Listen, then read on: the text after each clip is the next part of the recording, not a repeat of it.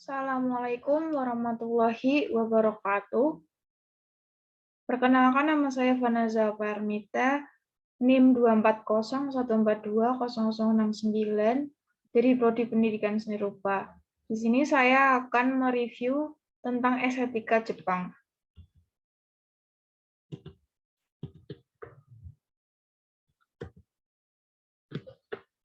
Zen Buddhisme di Jepang. Zen secara harfiah mempunyai makna meditasi yang merupakan suatu ungkapan penghayatan Buddhisme yang berakar dari India, kemudian mengalami proses asimilasi di Cina yang berpadu dengan budaya Konfusian, termasuk juga diantaranya pemikiran Lao Tzu tentang memberi penghargaan yang tinggi terhadap tangan atau karya manusia. Meskipun lahir di Cina, Zen berkembang pesat di Jepang pada zaman Kamakura yang dibawa oleh beberapa Buddha setelah pulang belajar dari Cina. Bagi rakyat Jepang, Zen tidak hanya memperkaya khasanah kerohanian, melainkan membawa pengaruh besar terhadap militer dan karya seni.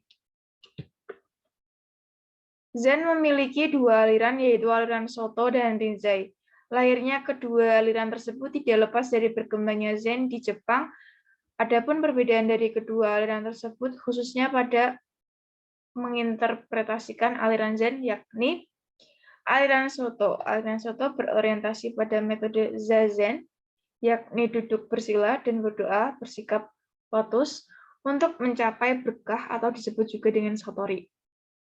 Aliran Rinzai berorientasi pada metode Koan dan Mondo yang menitik beratkan pada sikap patuh, tenang, dan aktif.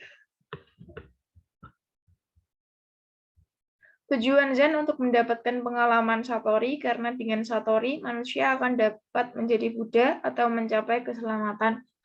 Akan tetapi, Zen memiliki sisi lain, yaitu menekan penundaan menuju Nirvana, walaupun sudah memperoleh Satori karena ada tujuan yang lebih besar setelah menjadi Buddha, sehingga dapat membantu sesama seperti yang dialami untuk mencapai Satori.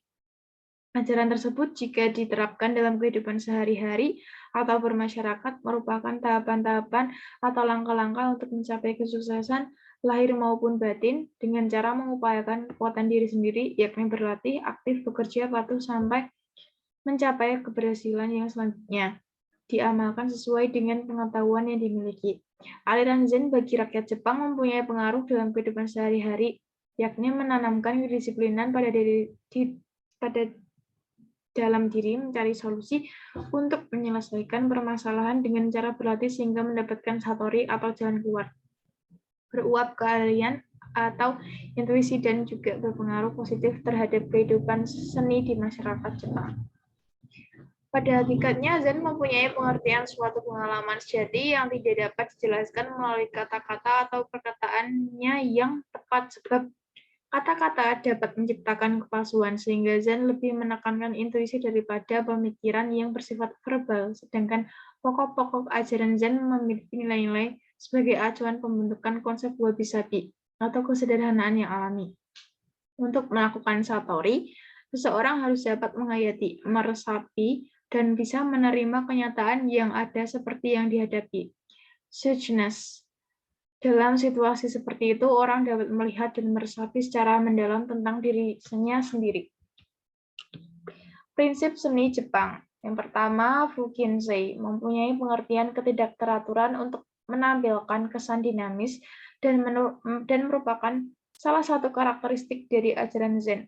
Ketidakteraturan di sini maksudnya proporsi alami yang terjadi di alam selalu muncul ketika terjadi harmoni geometris, keseimbangan yang simetris, dan keteraturan yang ditampilkan kesan statis atau monoton. Lain halnya dengan asimetris yang berarti tidak sama atau tidak seimbang, dan ketidakseimbangan itu terjadi karena adanya ritme atau irama yang dinamis. Maknanya membuang nafsu duniawi atau kehidupan bukan saja berorientasi pada kesempurnaan, tetapi juga pada ketidaksempurnaan. Karena suatu kesempurnaan yang sempurna adalah sesuatu yang tidak sempurna atau sebaliknya. Yang selanjutnya ada Kanzo, mempunyai pengertian sederhana, melainkan kesederhanaan konteks yang ada. Nilai tertinggi dari suatu kesederhanaan itu yaitu suatu yang dapat mewakili atau mencerminkan sifat dari suatu benda yang ditampilkan secara utuh yang diekspresikan melalui garis, warna atau unsur-unsur seni yang lain. Selanjutnya, warna yang sederhana adalah warna yang tidak menyolok, monokromatik, dan tidak terlalu value rendah, tidak mempunyai value rendah, sedangkan bentuk yang sederhana adalah bentuk yang tidak bervariasi, bersifat naif, polos, dan mempunyai unsur kesengajaan. Yang berikutnya ada koku, mempunyai pengertian esensi atau hakikat dari suatu benda yang tercermin melalui karakteristiknya. Untuk memperoleh kehakikian, itu perlu melakukan pemahaman. Yang selanjutnya ada shizen, merupakan sesuatu yang terjadi dengan sendirinya secara wajar dan apa adanya, tanpa pamrih atau tanpa diawali dengan pemikiran dan tujuan tertentu, melainkan bersifat asli, alami, wajar, dan bukan sesuatu yang dibuat-buat. Yang selanjutnya ada yugen, mempunyai pengertian interpretasi, kesan, atau makna yang ditangkap oleh manusia terhadap keadaan alam yang ada di luar penalarannya yang ditentukan oleh latar masing-masing. Akan tetapi di dalam pengertian zen itu sendiri, makna dari yugen ini adalah konsentrasi dan menciptakan suasana hening. Yang selanjutnya ada Desu-zoku, mempunyai pengertian tentang kebebasan yang tidak terikat pada pola-pola, patokan, ataupun rumus. Bagi Zen, hal-hal ini dapat menghambat aktivitas dan kreativitas seseorang, sehingga kebebasan di sini bukan berarti bebas secara rasio, tetapi bebas di bawah aturan, dan aturan itu merupakan suatu kebebasan yang tak terbatas, digunakan sebagai dasar untuk memperoleh kebebasan manusia dalam berimajinasi dan berkreasi dalam menuangkan ide-idenya ke dalam suatu karya seni. Yang selanjutnya ada seijaku, mempunyai pengertian ketenangan yang bersifat dinamis. Dalam konsep Zen, ketenangan itu diekspresikan dalam keadaan diam, tetapi mempunyai bentuk yang bergerak. Yang selanjutnya ada unsur garis dalam kebudayaan Zen. Yang pertama, Tessen View. Garis seperti kawat baja bersifat lentur, berukuran sama sehingga terkesan anggun dan mencerminkan keabadian. Koko Yusibyo adalah garis yang lembut, menyerupai benang, dan memberikan kesan ulet, supel, tanpa ketegangan dan kontras. Chikuyobyo adalah garis yang membentuk lancip dan tajam, menyerupai daun bambu. Garis ini terdiri dari beberapa jenis garis, seperti Ryubyo, garis lancip dan sempit, dan Setsurobyo, garis patah dan panjang. Bakobyo adalah garis yang mempunyai bentuk yang tegas dan patah, bersifat gesit dan ekspresif, sedangkan Kosaibyo adalah garis tumpul yang patah yang dalam hal tertentu dapat digunakan untuk mengekspresikan perasaan berat dan sesak. Yang selanjutnya ada Teito Sabibyo, adalah garis yang mempunyai ketebalannya bernuansa lancip, sedangkan Konryusho Byo adalah garis lengkung yang ekspresif yang memberikan kesan gerak-gerakan wajar alami seperti pada awan atau gelombang air.